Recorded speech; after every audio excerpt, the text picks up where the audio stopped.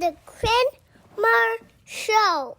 My next guest formed his band because of a burning high school. He performed at Gene Simmons' house, had the country and, frankly, the world's song of the summer, signed with Warner Music, and is now a solo artist. It's a pleasure to welcome to the Quinn Marr Show, solo artist and frontman for 11 Past 1, Daniel Richter. Daniel, what's going on? Oh my goodness. What an intro. I appreciate that. Thank you for joining me today. Well, thank you for having me. Start off. You have a new song coming out. By the time this is out, it will have just been released a few days ago. Let's talk about it. So it's called Survive. Now, how Yes. many songs do you now have as a solo artist? Oh man, I'd have to count. 1, 2, 3, 4, 5, 6. Wow, that many, eh? I think I might have about 8 Okay. or 9. Okay. 8 or 9, I think.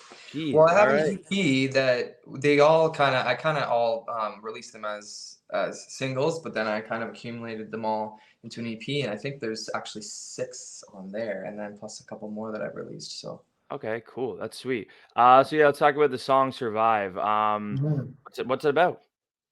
Well, it's kind of got a double meaning. First meaning I'll touch on is it's about my relationship that I started with my now wife. Basically, the lyrics start off with take me just the way I am, nothing but a broken man.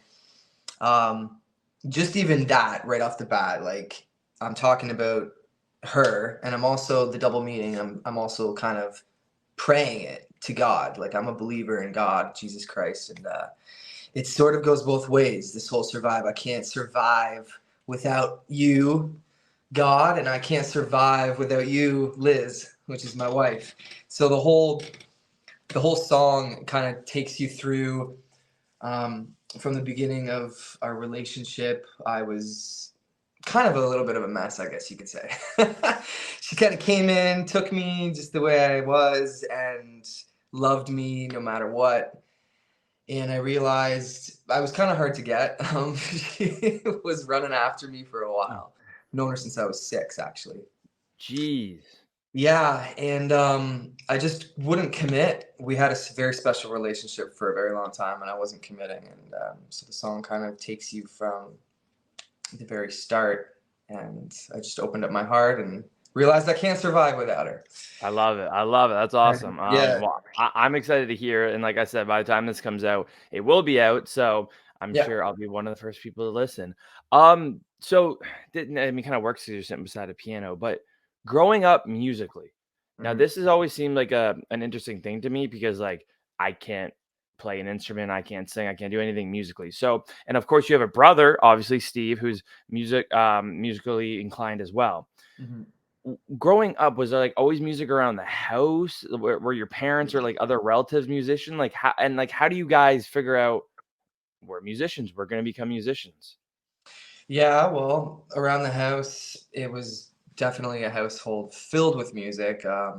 First off, my dad is a musician. He's a guitarist, and he's first and foremost also a drummer. He drummed for a progressive rock band in the 70s called Christmas. And he gained like some pretty good status around Durham region and into Toronto and stuff. Like he played sold out Massey Hall shows, and Wow. I'm pretty sure like Rush, before Rush made it big, I think they opened up for my dad's band. Wow. So yeah, so my dad was a musician, and there's 6 kids in my family. We all took lessons in something. Like my sister and I started piano lessons. I was 6 years old, and classical piano lessons. I took that throughout my life. I actually went to the University of Toronto, got a degree in music for piano. And so my sister played piano, and then three of my brothers played violin from a very young age. And my eldest brother, Jesse, he played piano too, but he was a lot older than us. So I don't really remember him playing. I remember him playing like a couple songs when I was really young, but then he kind of quit. He didn't really take it as far as all the rest of us did. Mm-hmm. But yeah, so yes, we grew up in very, very musically inclined family. Everybody took classical lessons in some instrument. So, Oh, and that's then there sweet. was always going to church too, like Oh, and of course, there's singing always and singing in playing. church. Yeah.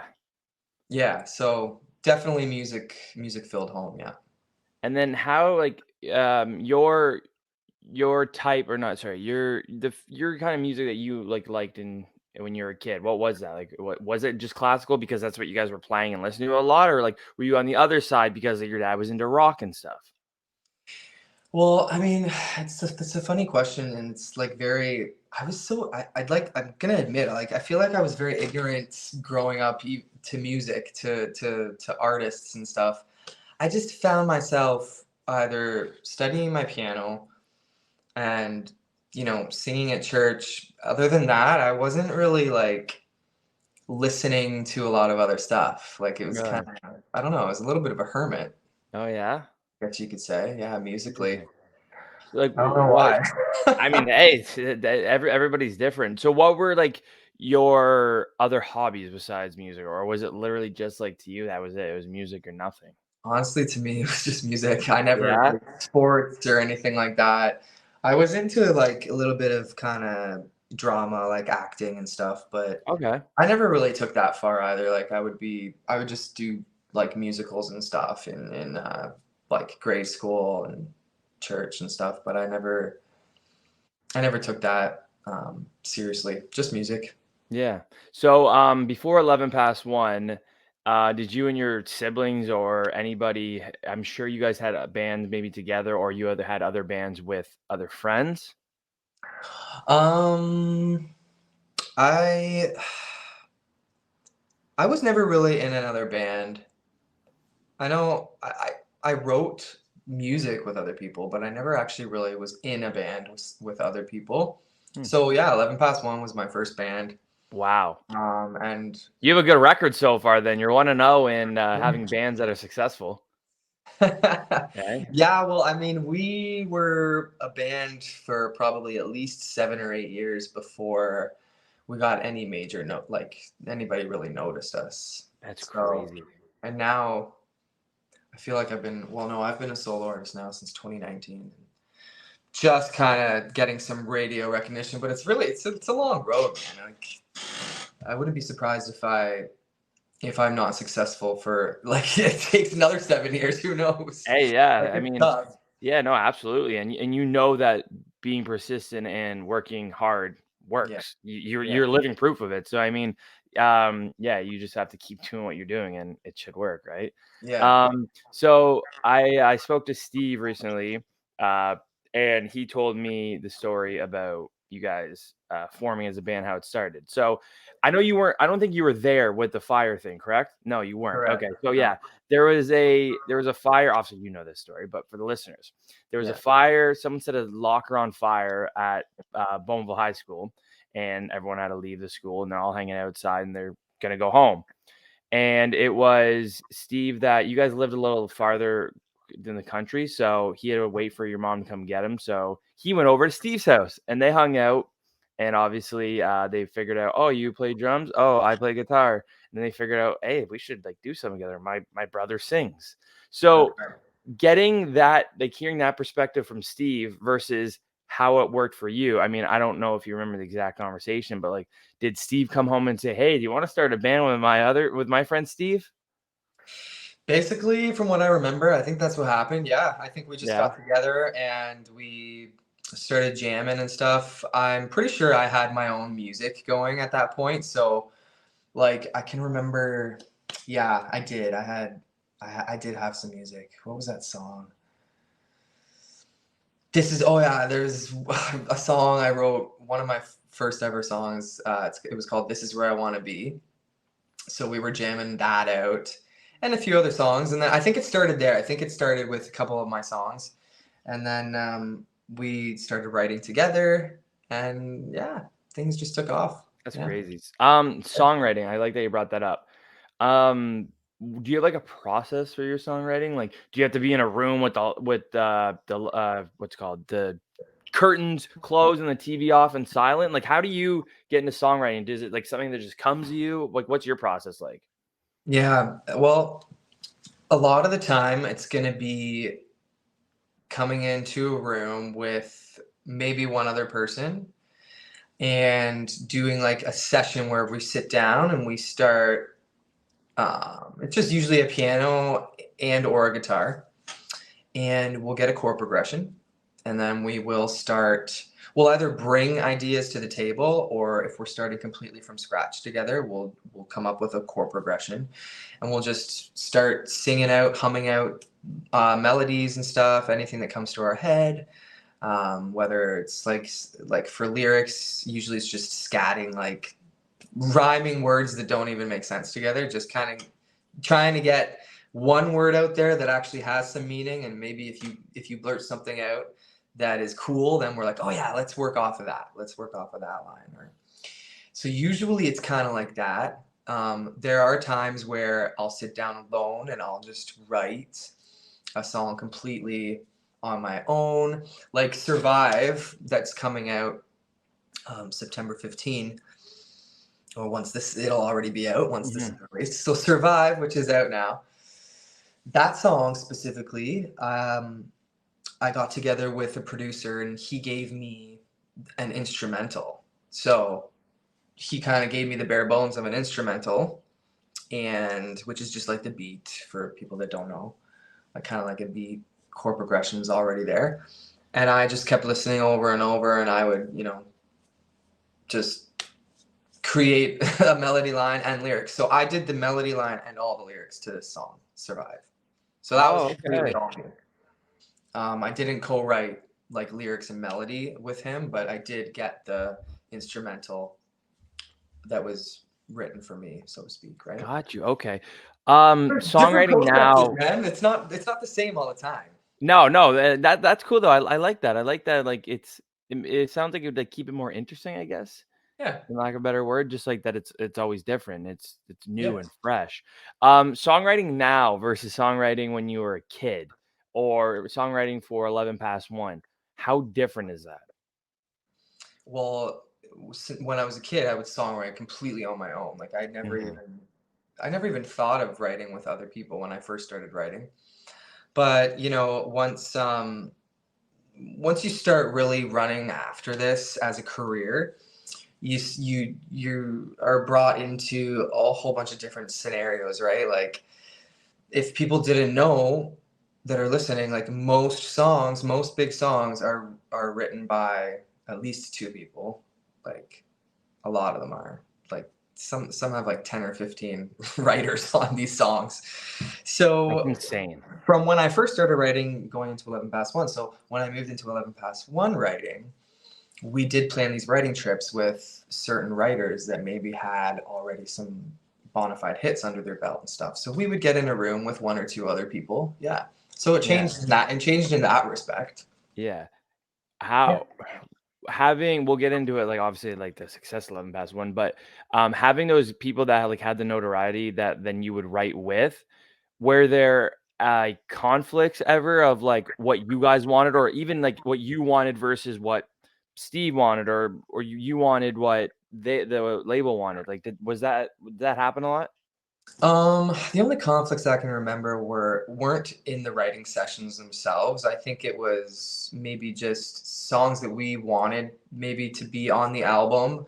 The record label wouldn't agree with, right? So you get into kind of that, like there's a little bit of conflict there.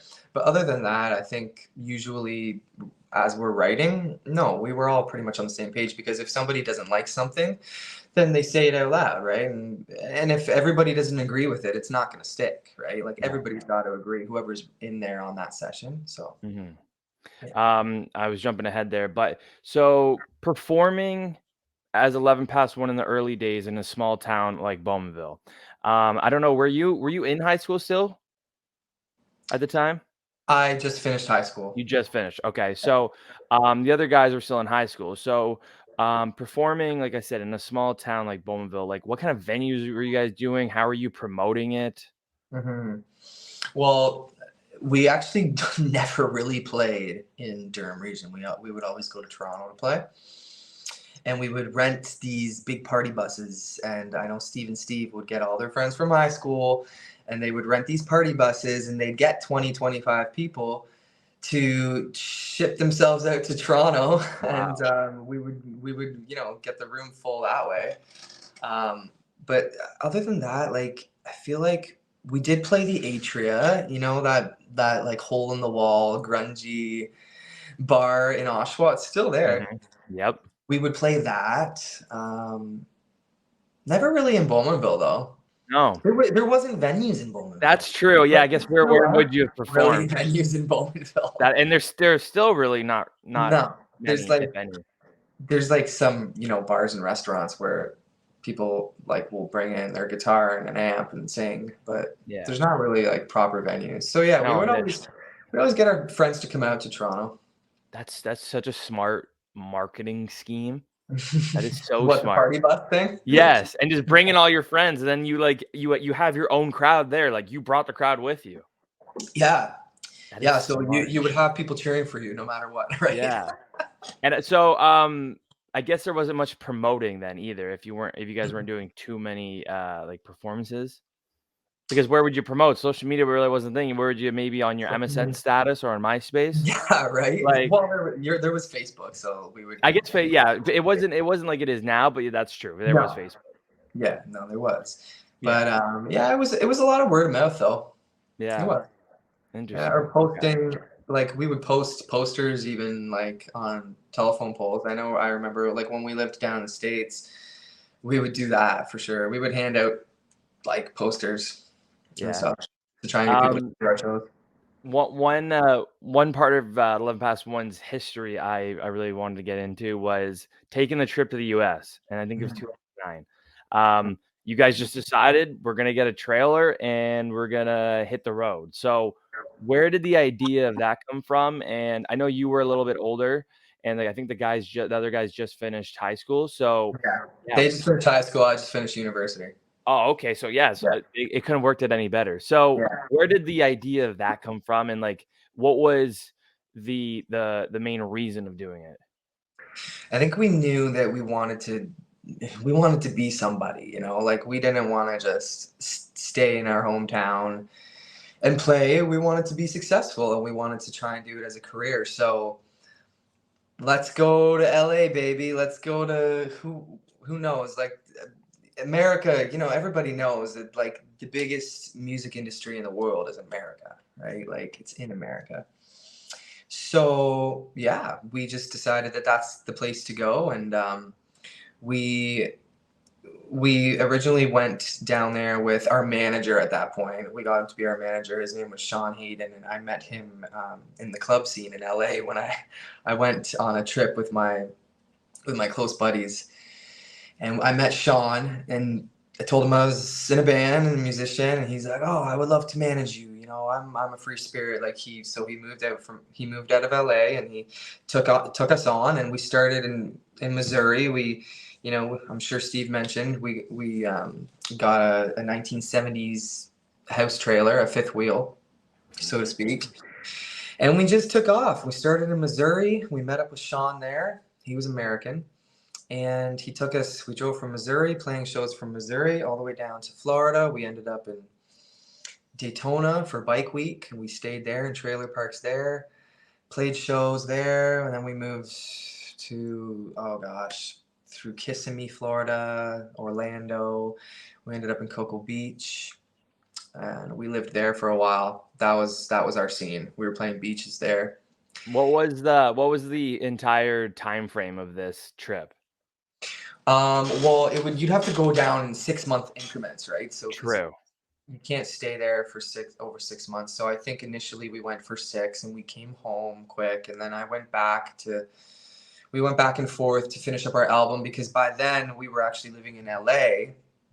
After Florida, we decided to go to LA, and we met an investor. He was our friend and investor, and yeah, he hooked us up with a studio condo down there, and paid our way to make an album. We met producers out there. Like, one thing leads to another. It snowballed, and So yeah, we were in and out of the States for a while, and I went back and I actually finished that first 11 Past One album called The Ultimate Catch. I finished it up in New York, New York. Oh, And wow. that was fun. I did all the vocals there because the producer who we were working with in LA for a few months, he also had a studio in New York. And he's like, you know what? Why don't you come to New York and it'll be a different atmosphere. We've been working on this album in LA this whole time, but come and do your vocals in New York. I think it'll be really cool for you, you know? And Wow. it was like, it was That's awesome. sweet. That's It was a sweet. different vibe, you know? 100. Oh, absolutely. I don't doubt it. The trailer park thing. So I read about that there's no electricity and no water. Now, how much truth to that is there? 100%. That is 100%. And was this like you just because it was in your trailer, you didn't have it. So like you guys just had to get it from each park you go to. Yeah, so for months we lived without running water and electricity, and I remember, you know, you'd go to there was a 7-Eleven just down the way, like I don't know, probably 300 or 400 feet, and we would go there to the washroom, or there was also, um, so we found this trailer that it was kind of like, you know how there's trailers where it's kind of like enclosed and like it doesn't look so much like a trailer. It's like a small little house. But Yep. anyways, we found one of those that was vacant, and we just went in there and we used the shower. Like No way. yeah, and then we would meet friends. We met some really good friends down there who I still go and visit to this day.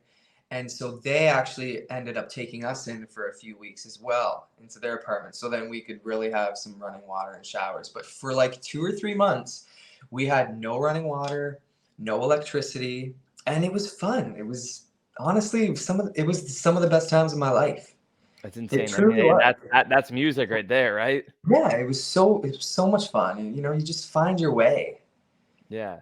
You What know? like what kind of performances were you guys doing and like where? Just like at like random bars or like random just places in general? Like how did that all like work out? Yeah, random bars. We would go throughout the towns and ask. We would walk into the bars and ask if we could play. And don't forget, like they were all underage. I was the only one who wasn't in the US. Right. So I mean, back then, I guess people let them in. But so we would play in bars. Yeah, we'd walk in, or we'd go on the beaches. We would play to people all day long on the beaches. We'd play a couple tunes live on the beach, and then we'd say, "Hey, come out to our show. It's here tonight or Friday night or whatever." We would play. We would set up. We had our own like amps and stuff. So and sound system. It was just we brought it with us in the trailer. So you know, I can remember playing, especially Daytona Bike Week. We would just set up like right. We'd get extension cords, and they had these like picnic areas. Yeah. So that was our electricity to plug Oh all of our stuff gosh. in. We would just use the plugs that were there, and we would set up our amps and stuff right in front of our trailer. We have videos. We have tons of videos and pictures of us playing in front of our trailer. Yeah, we'd That's play wherever we crazy. could, really. I mean, hey, yeah, why not, right? That's what the whole trip was about. Yeah, we Just just wanted to get play our foot where out there, you know. yeah, exactly. And it worked.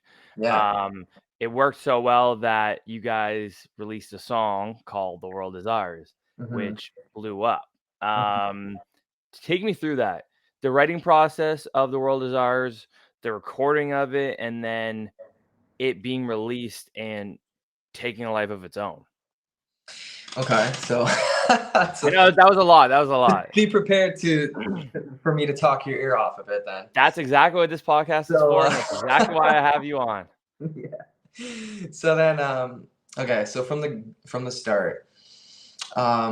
So when we were in LA actually, the producer that we were working with on our first album introduced us to his manager, which became our manager. His name was Eric Klinger.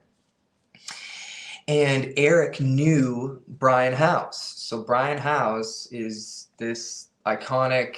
He's born in Canada, but he lived most of his life in America. Anyways, he's an iconic Juno Award winning. He like wrote for everybody from Daughtry, Simple Plan, Hinder, Nickelback. Like he was a real big rock producer. Anyways, he did a lot of pop as well. So Eric Klinger introduced us to Brian House.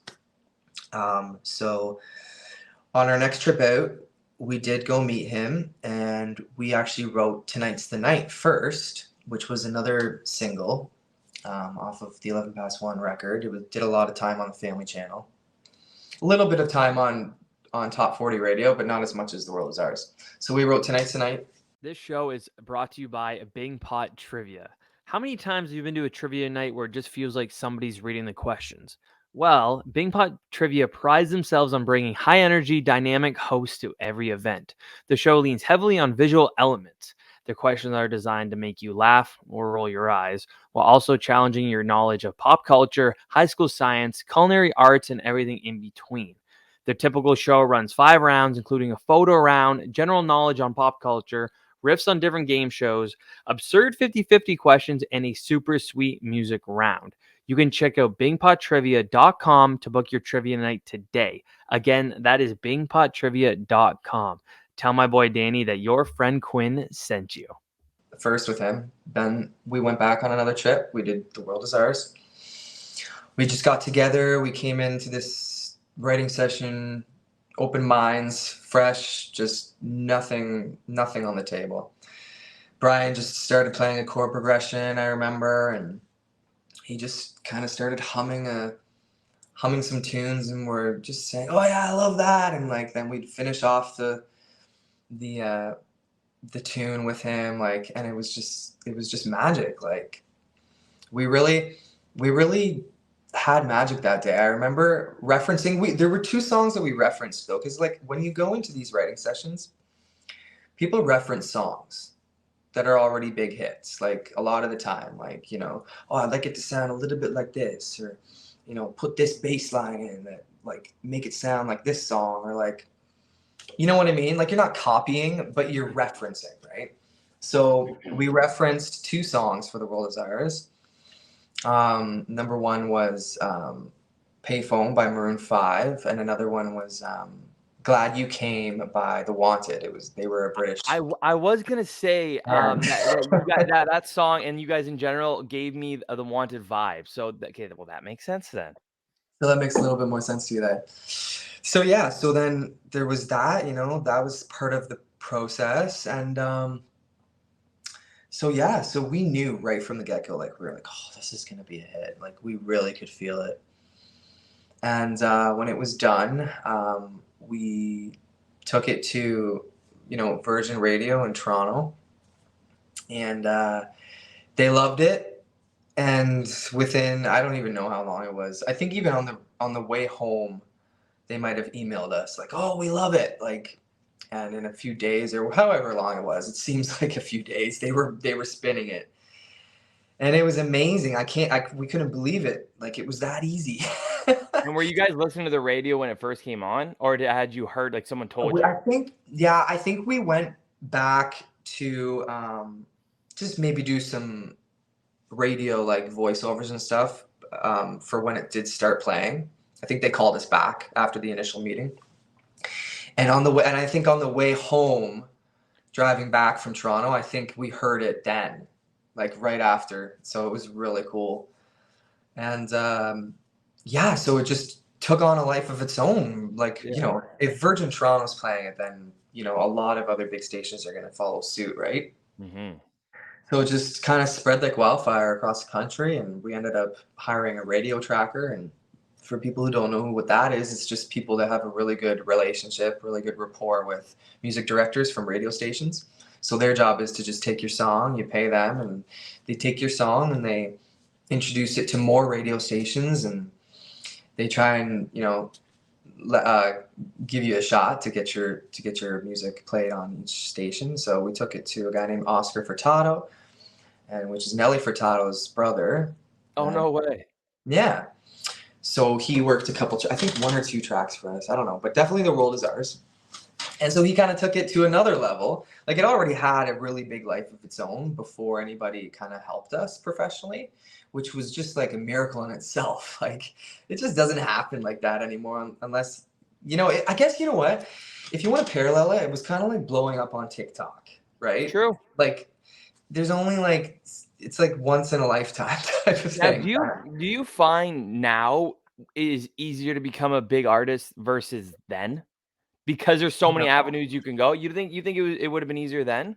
I think I don't want to say the word easier because I think Easier might not be the right word. I know I don't know what the word would be, but I want to say that in today's day and age, I think it's a little harder because I think there's more people that are out there now because of social media. Like we knew that we always thought there was all these incredible singers in the world, but you never knew because you never heard and saw because there was no social media.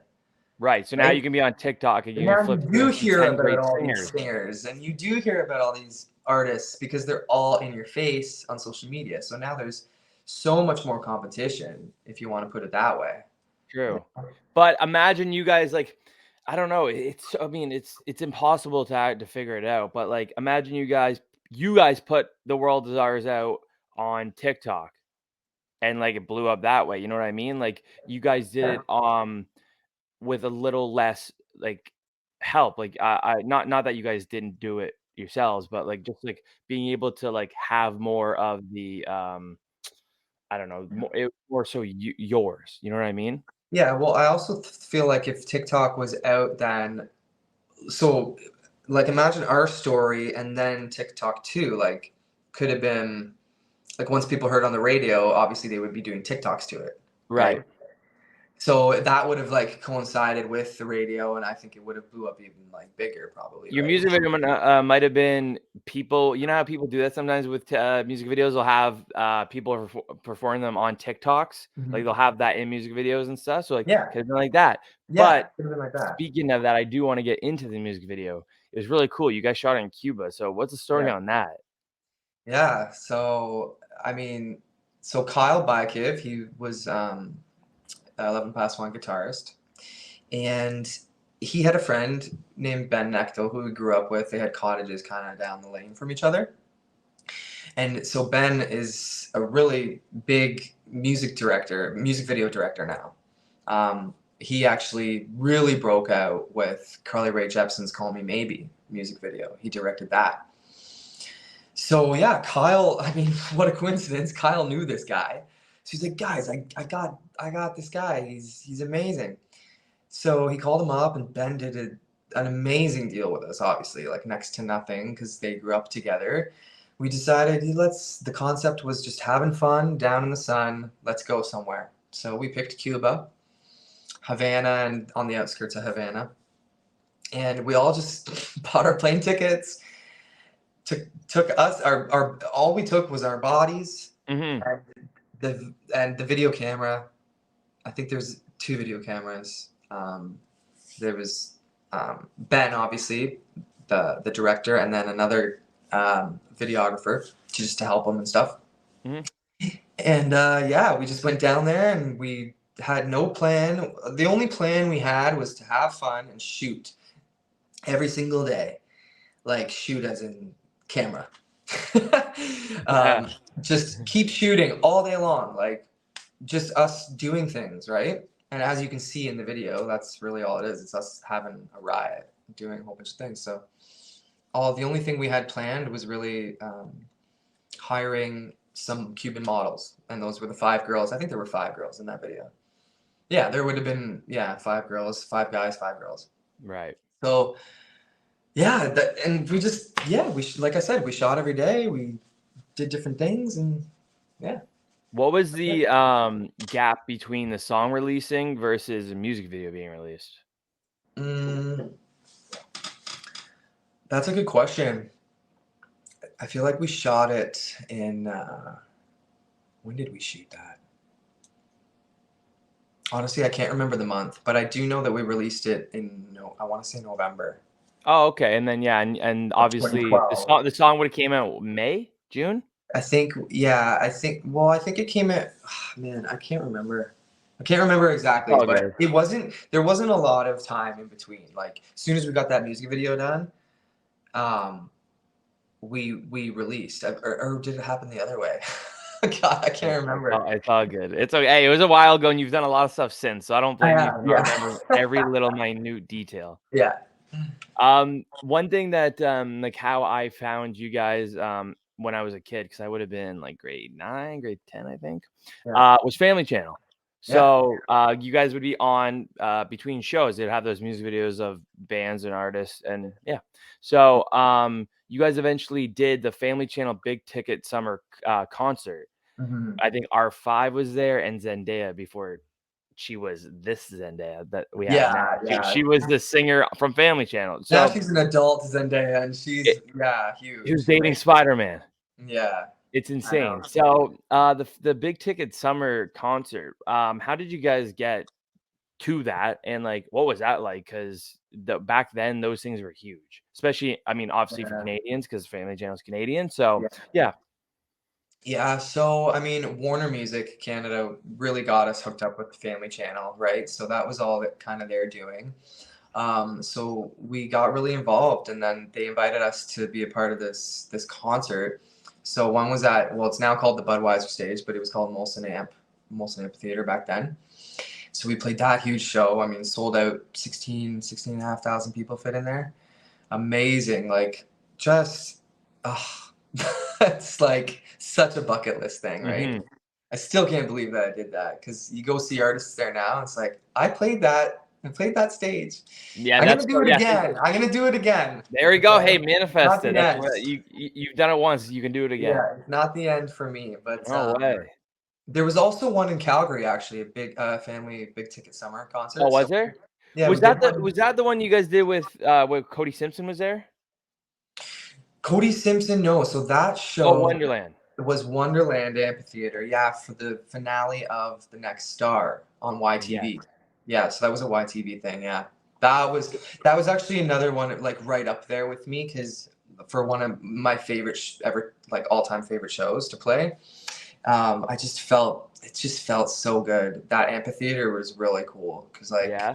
you're outside, once again you're outside, and like the stage is just, that was the first time I ever played a stage where the floor is a screen. So I thought that was real cool. Oh, whoa, that's cool. Yeah, like it's just like that was so cool to me.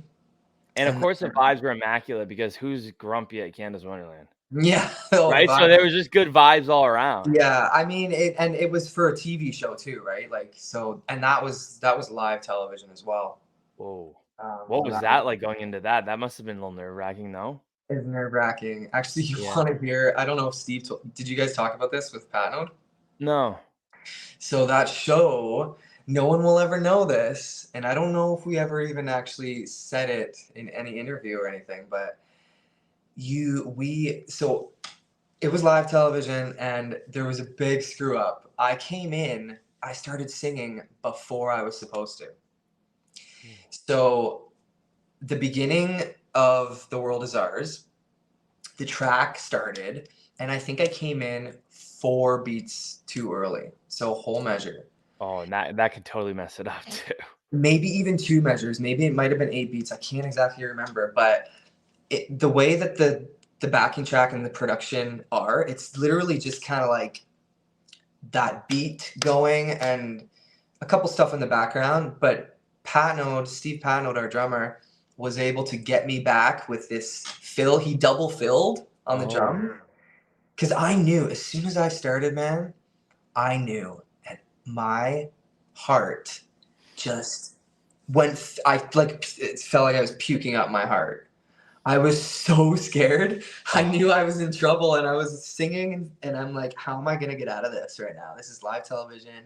I'm in front of all these people. Anyways, Steve really, he saved the day, because I remember he did like a double fill to make me come back into the beat. And I guarantee you, Got me right nobody back on even track. noticed that happened. No one noticed, dude. Not even That's the record nuts. label. Not even like Really? no one noticed. You know they would have mentioned it, obviously. Oh yeah, I mean it could have been a big screw up, but luckily Damn. everything went together, and it was a flawless changeover. I can't. Now I wonder if I could find that performance anywhere on YouTube, because It is on YouTube. Oh, it is it? Okay, after Yeah. this, I'm gonna watch it. I'm gonna listen for when Steve does that. That's Yeah. sweet. Wow, that must have been the best feeling ever. Once you realize that, like, Steve, like, kind of fixed it for you. You must have Once it was fixed, I was the most happiest man alive. Yeah. I just got right back into my groove, because I was almost freezing up. I was just like, how am I gonna? I kept on singing. I felt And like that a would, yeah, and robot. like that, it obviously happened so fast too. But Oh like yeah, all of that stuff happened like boom, boom, boom, boom, like that. That's crazy. yeah, because he got me back on track really quick. He got me back on track right before, right when we come into.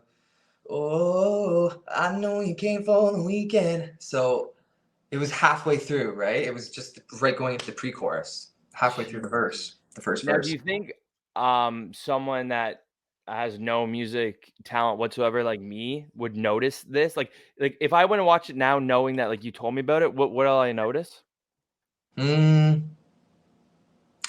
you might have to like you might have to watch it a couple A couple times. Like times? Yeah. it See, was that's really crazy. So I mean, it was covered up real well. damn, that's cool. Yeah. No, he didn't tell me that. That's really cool. Yeah. Oh, speaking of the song itself, I know I want you to tell the California swag story. Oh, yeah. The World Is Ours was originally written California Swag. So, and it would have sang California Swag instead of The World Is Ours. So, swag was a huge word, okay, at this time. And, we were living the California life and we just felt like California Swag was really cool. Like it makes sense because like your backstory and like what you guys were doing, but like it just doesn't Exactly. hit the same. It just doesn't work. Yeah, so luckily we were writing with a well-seasoned, successful Juno Award-winning writer because Yeah. he loved it too at first. Like he was all for it. But then after we actually wrote the song and actually went home, like this, we didn't change it for a while. Like we have demos with singing California Swag. Oh, Oh yeah. I didn't know So you guys got luckily, that far into it. oh yeah, we got far, yeah. Oh, And no way. luckily, with his well-seasoned what do I want to say? Um, anyways, he's well seasoned in the music industry and in writing, obviously. So he came back to us and he was just like, you know what, guys, this word's not gonna stick. Like it's just a phase, it's just a fad, so to speak, right? He is So, right, 100%. yeah, he was right. So luckily we had his advice. Yeah. Now, I mean, you can't answer this because who knows, but maybe the song wouldn't have done what it did if it was Yeah. called Maybe that, not. No, you're totally right? right. It might not have. Yeah, I love that. When I heard about that story, I knew how to bring it up to you. So a few more things before I let you go. It's been a few years since we have heard from 11 Past One. Now I know the word is you guys have not broke up, correct?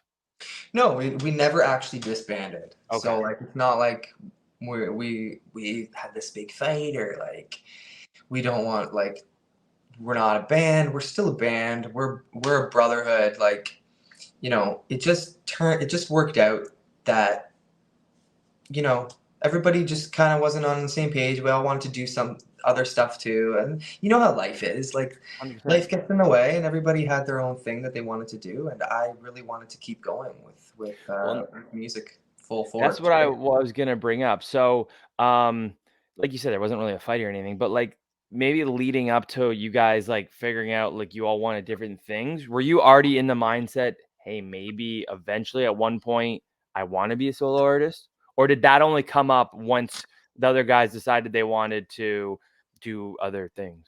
Yeah, that basically it just came up after that because like I did like before the band I always kind of saw myself as like a Justin Timberlake but not dancing but just like the same style of music like I really looked up to him and I did think that I might have been a solo artist but then when the band came along I really loved it like I really loved the camaraderie and the brotherhood and so it worked out really well. But then at the end, actually, Warner did offer me a solo deal, and at the time, I turned it down. I did a lot of thinking, a lot of praying about it, and I turned it down. I just felt like I was too loyal to the band at that time, and Oh, so this would have been like you like completely leaving and saying, see you guys, I'm alone now. It couldn't have been like a both. no, it would have been Oh, yeah. no way. They were kind of bringing me into more like a singer. They wanted me, like to see the singer songwriter vibe from me, like piano vocal type of material.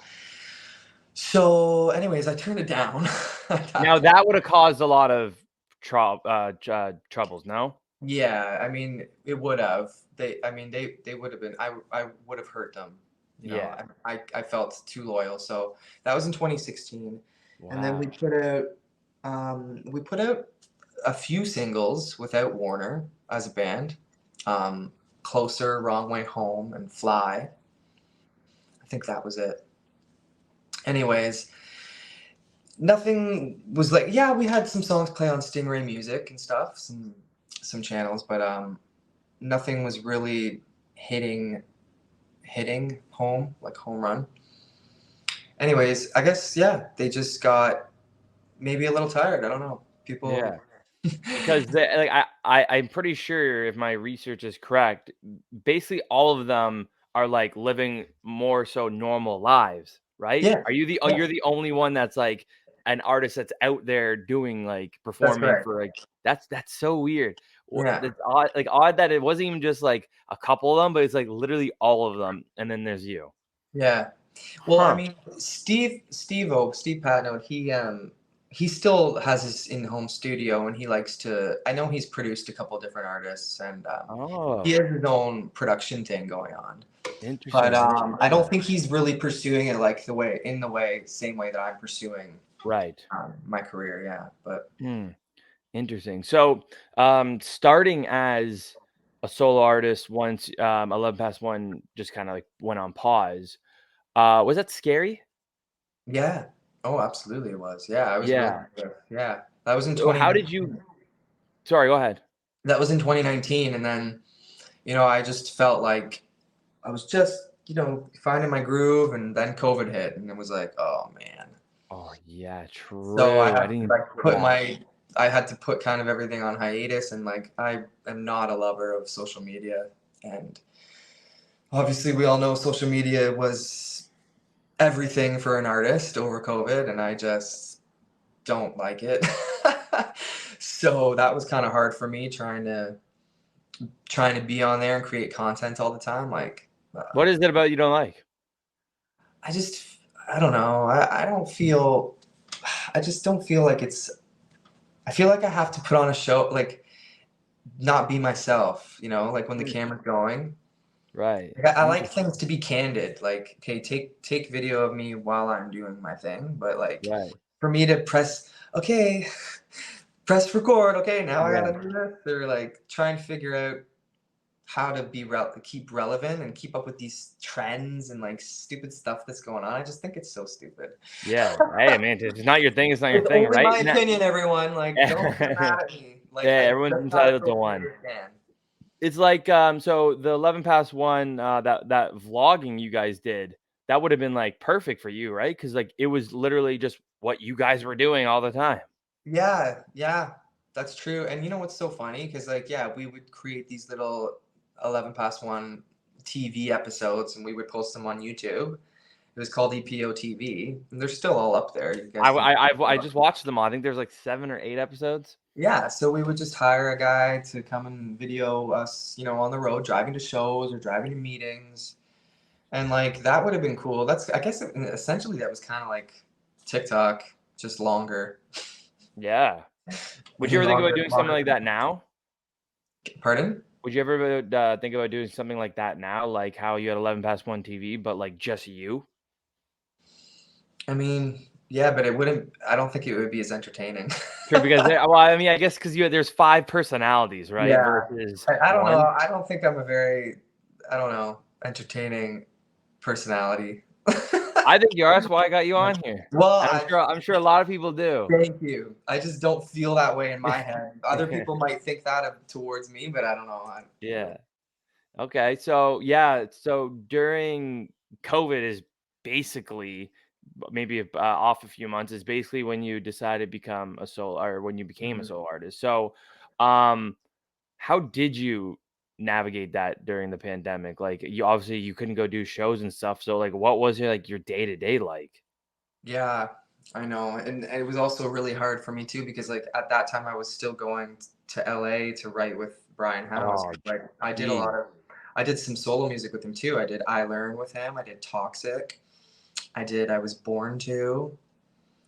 And so that all stopped my traveling, right? Mm. And I also did a couple down there with a guy named Damon Sharp. I did Comfortable and 3 years with him. Mm. So basically, my whole first EP was all written and recorded in LA. So I was upset for not being able to travel for like, what was it, like 2 years? Well, unless you Ye- got the vax and all that stuff. But Yeah, no, it it was was like 2 years though, still, I feel. yeah. But anyways, what was your question again? Just like the day to day of like Yeah, trying the to be an artist day-to-day. What during did I COVID. do? Yeah. Yeah, well, I mean, I don't know. I just spend time with my family, obviously. Just like I have a 3-year-old girl, so she was definitely just learning navigating fatherhood and marriage and just spending a lot of time with the family. Being a family guy. It's really honestly what anyone could do. Also writing music, just not being able to really record it because I don't have my own studio and I'm really not. I don't know nothing about like technology and what it takes to record yourself and stuff. I always had other people doing that for me. So Yeah. in that respect, it sucked because I couldn't really. I could sing into my iPhone, but that's about it. Yeah, what else could you? That's crazy. Damn. What a time to become a solo artist. Yeah, right. Wow. So I mean, now it's. I have my last single, "Forget You," is well. Last time I checked, it was number 58 on the media-based radio charts. So Nice. we kind of just we did a little bit of a radio tracking campaign for "Forget You" in Quebec in the French-speaking radio, Yeah. just because it's a smaller market and it's just like it's nice to do like a test market and Yeah. stuff. So yeah, we did that and it's turned out to be really good with not a lot of work. So I'm really thankful for that, and so maybe this one, hopefully it does better. Survives out now. Go listen. It must be weird saying that because in our world it's not. Yeah, I know. Us sitting here now, no, it's not out. You don't know Yeah. what it sounds like, but I do. Exactly. But what? Yeah, that's crazy. That is weird. So like, what's next for you as a solo artist, as well as 11 Past One? Is there a? I don't want to say reunion because you guys didn't break up, but is there new 11 Past One music on the horizon? Well, I mean, for me, I'm just gonna keep doing my thing. I have definitely music lined up down down the tunnel here for at least the next year. I have stuff that I know that I can put out. So I'm gonna keep releasing and just see where it goes, right? Like that's all you can do. I just want to share my music to the world. And as for 11 Past One, we're not closed-minded. I don't want to say anything that I don't want to make any promises or say anything so that people will get too excited. But like, there's no closed doors. I'll just say that. Like, So if the guys anything's came to you, possible. if the guys came to you tomorrow and said, "Let's record new music," is that a yes to you? Yeah, I wouldn't say no to that. Yeah. No. Okay. Hey, I'll take that answer. Before I let you go, I mentioned it in the intro. Can you talk about the Gene Simmons story at his Yeah. house? Yeah, sure. Yeah. So Gene, yeah, that was pretty cool. So when we lived in LA, we we found out so there's these star maps, okay, in LA that you get off of Hollywood Boulevard. Everybody's selling them. And because you can go on these like celebrity bus rides where they take you and show you cool things about LA and celebrities' houses. Anyways, we found out where Gene Simmons lived and Shannon Tweed. That was his longtime girlfriend. And we found out where he lived, so we drove there.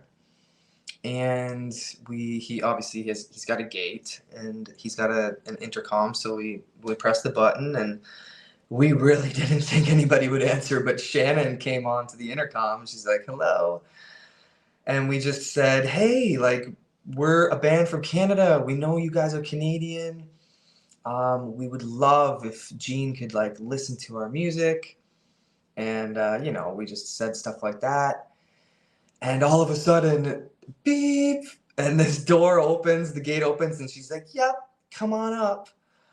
We're like, "What?" We were going crazy driving up this this hill. We were in Beverly Hills, and oh man, and I can never forget just driving up to his house because I saw it on the TV show too because I used to watch his show. He had a show, Yes. Family Jewels. Family Jewels, Gene Simmons' Family Jewels.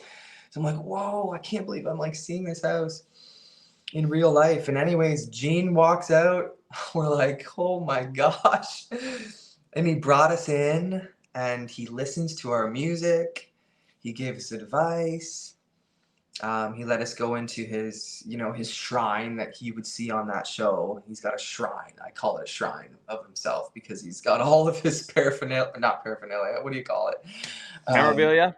Yeah, all of that, every single thing that he's ever sold, right? Like Gene, from Kiss toothbrushes to Kiss underwear to Kiss condoms, whatever the case is. Yeah, Right? yeah. Kiss had their name on everything. Uh-huh. Anyways, he had one of everything at least in this his office. Anyways, it was just amazing. It was so surreal walking around there. And then, so after we left, he he was opening up a record label off of Universal at that time called Simmons Records. Okay. So that was also part of our spiel to Shannon on the intercom. We're like, oh yeah, we're a Canadian band and we heard that you opened up the record label in Canada. So that was part of it. And he was interested enough to actually fly out to Toronto and we played a showcase for him. So, and he was very, very interested. And then all of a sudden, next thing we heard was Simmons Records was no more. I guess it didn't really work out off of Universal here in Canada. So. But yeah, he actually flew out here to see us play live too. So he was really serious about us. That's insane. Yeah. So that was and that was before Warner. That was that's before, that was crazy. before Wow. The World Is Ours. That was before we only had we must have been recording our very first album at that point. So I don't even know what we showed him. We must have showed him songs like Heart Screams and stuff that we had just kind of recorded. I don't know. Actually, no, I don't know what we showed him, but we had some music recorded. Yeah, that's crazy. That's so cool. Yeah, I don't know if it was our actual first album, professional album. It might have just been demos, but Yeah, that's amazing though. Did you, I mean, I'm sure you guys did, but take advice that he gave you and used it? Yeah, the only piece of advice that I actually remember him saying to me that I actually took in and digested was when he was listening to the music. He was like, you got to write about yourself. He's like, use the word I. Okay, Gene, yeah, we know it's all about you. Yeah. You know what? He had the right idea. A lot of songs are I am doing this and I do this, I do that, right? It's always written from your own personal perspective. That's the best songs. Yeah. And I remember him saying think of this. I wanna rock and roll all night. That's so true. So that's what I took from him. That's awesome.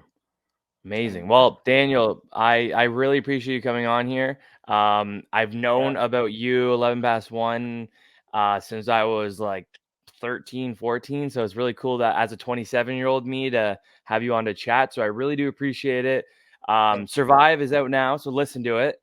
Yes. And I'm excited to see what you have going on next. So again, thank you very much. Thank you so much. Take care. And that was the Quinn Marr Show.